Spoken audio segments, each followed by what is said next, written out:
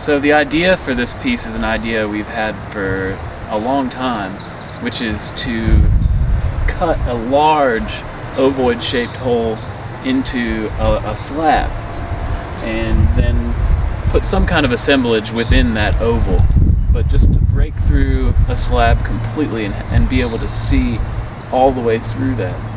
And it took us 2 years to find a stone that we really thought was suitable for that particular idea, but then finally we found it and got to work. And this was actually a little bit of an engineering puzzle to figure out how we were gonna cut that shape out of that stone, because it is thicker than any of our grinders are able to penetrate. And we basically decided to do these wafer-like cuts like we do in so many different designs in our stone, but wafer in an oval shape, and do the very same thing on the other side in as close to the same shape as we could possibly do. And what we did was make a shape out of paper that we thought was organic and scaled to what we wanted to create.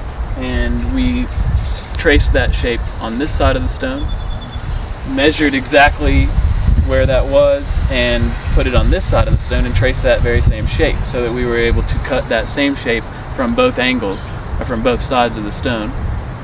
And then once we had gone as deep as we could with our grinders, we chiseled all of that out, and we weren't sure how deep we were actually going to have to go, but it turned out just one cut was enough to actually bust each through. Side.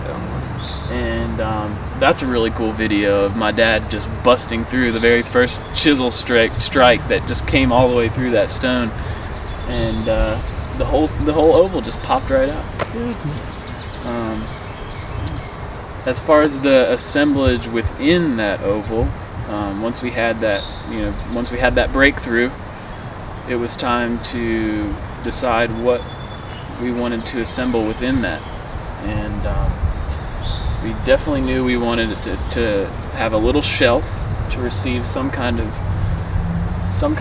another assemblage.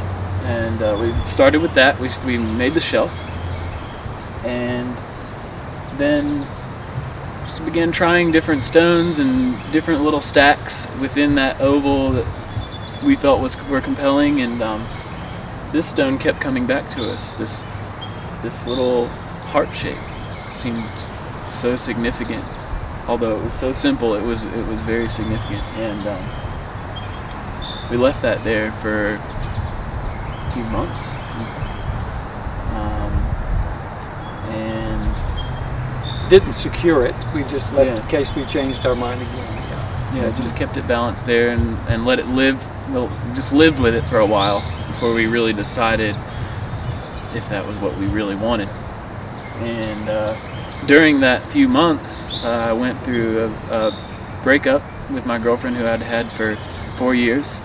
So it was very significant emotionally for the both of us, and sort of made this heart shape even more significant with what we were working on at the time. And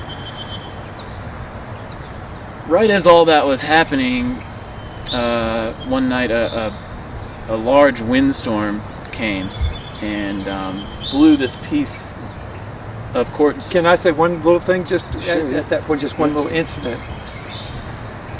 It's all true, by the way, what he said. But I went out just before the storm started, right around sunset, and I was looking at the piece again and again, like trying other things, keep trying other things, maybe you can do better. Never found anything better. And we had actually also assembled this forged steel sapling into the composition as well, which this is just one of these things that it asked for, the stone asked for. And so I was out there, we're very dramatic night, and a lot of change in the air, and one of these sort of change of seasons in 10 minutes kind of a thing. And I was just standing there and and there was this heart, and there was this sapling representing nature. Here is this stone which represents this love that we have for this material. And it was like heart, his heart, our hearts. This was a place for healing. And the title, Mending Heart, came to mind. Like, this is where the heart can go to be healed. That night, next morning I looked out, the stone was gone.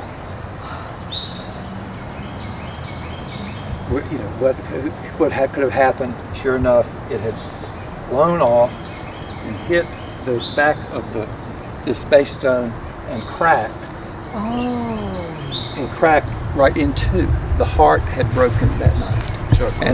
And that was confirmed that was the title, the Mending Heart, where the broken amazing. heart. And this is a piece of quartz. It's very, very strong, and it just happened to hit in the right spot that cracked it. So we're putting stones together all the time with our steel and anchoring cement and all of that. So we re-anchored it in a stronger way, probably than it ever was, but left a gap in there that I wanted to fill with gold leaf. I left to put a bead of epoxy and gold leaf so that it was just like you said, something about his necklace. That was the gold next to his chest.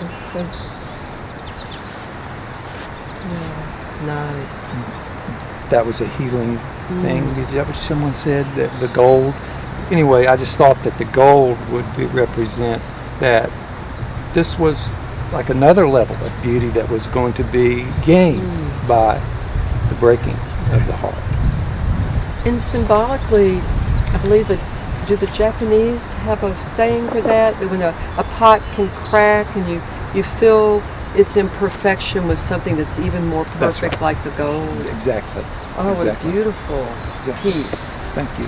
And although this branch was created before this concept really arrived, I think it has so much significance now, and in symbolizing the new growth that can come from an experience like that.